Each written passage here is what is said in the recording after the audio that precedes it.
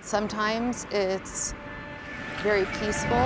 The serenity of this roadside scene, pierced by passing metro buses. A roar of a reminder. Yeah, the roar. Of how her son's life stopped here.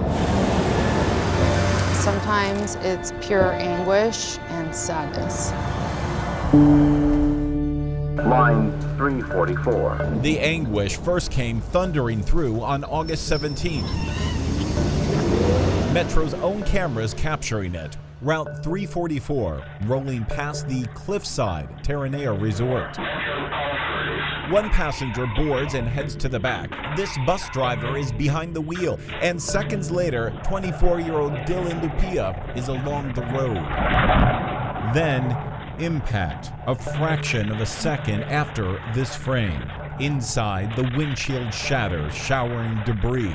Outside, Dylan's body tumbles to the ground. Mother Shauna Landon hasn't seen those images, but she has seen these photos of the bus taken afterwards. So when you see that much damage, you'd be like, oh my gosh, what just happened? Like, pull over, do something.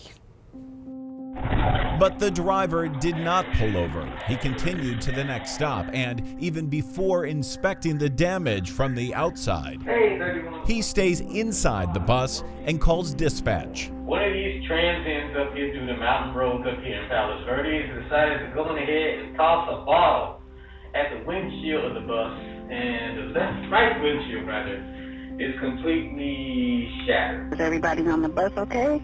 Oh yeah, everything's fine. Oh yeah, everything's fine. But everybody was not fine. Dylan lay dead back on the road behind him. One of these transients up here through the mountain roads up here in Palos Verdes decided to go in ahead and toss a bottle.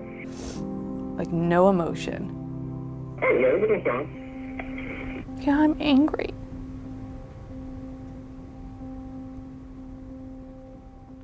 There's just no words to describe that someone can just be that callous and indifferent.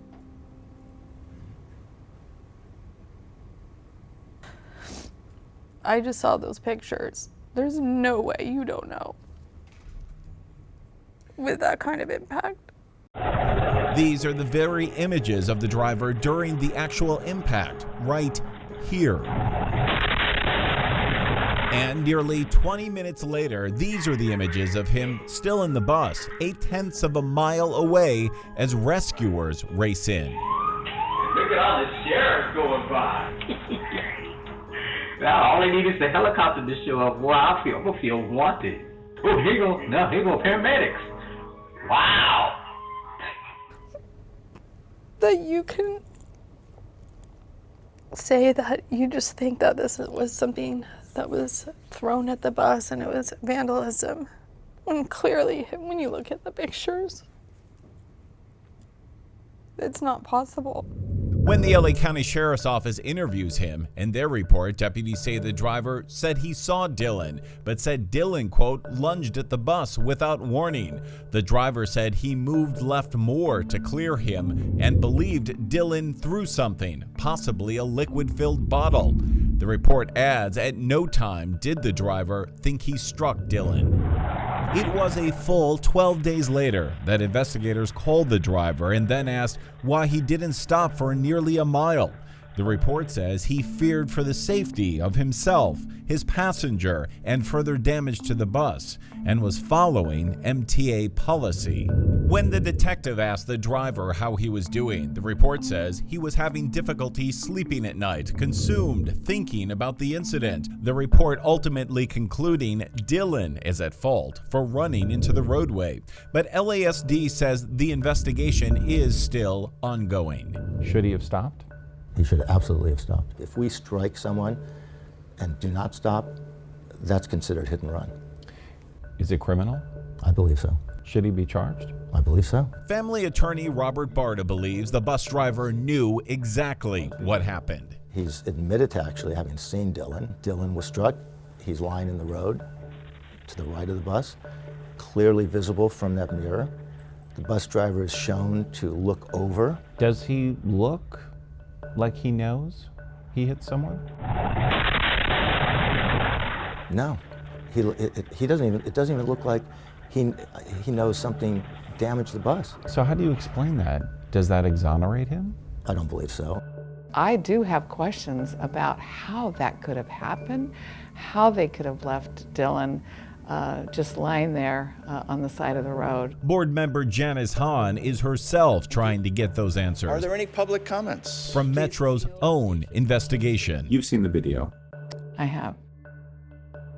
Is it hard for you to understand how a bus driver could hit someone that's 6'1" and weighs 180 pounds, as clearly visible in the video? Well, of course it is. You have made sure that there was an investigation.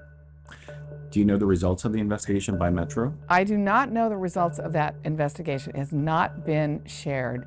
Should it be shared with? It should be shared with us, and I will. Should it be shared with the public? I will be asking that investigation at least be shared with the Metro Board of Directors. But Metro is refusing to release even basic information about the driver or his past. Whether he's still employed by Metro, what his current assignment is. Those are basic questions. Should we have the answer to those? I think absolutely, the public has a right to know that.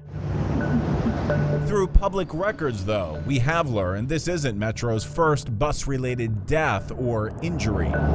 Since 2019, 3,744 people have been injured in accidents involving Metro buses.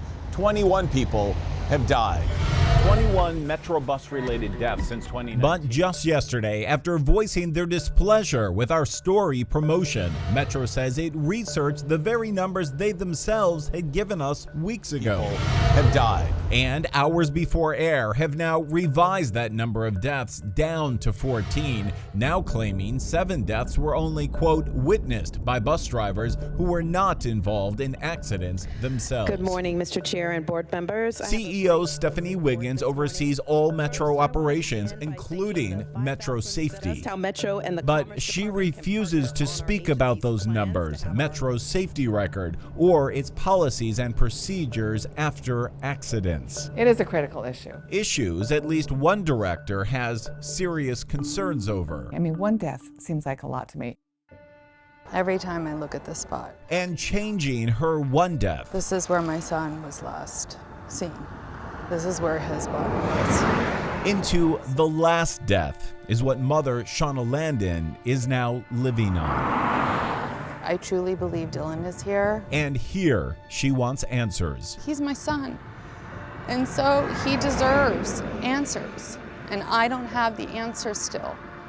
And I don't have the accountability. Not only for her family, but for every family down this sometimes precarious road. You think you're ever going to get it?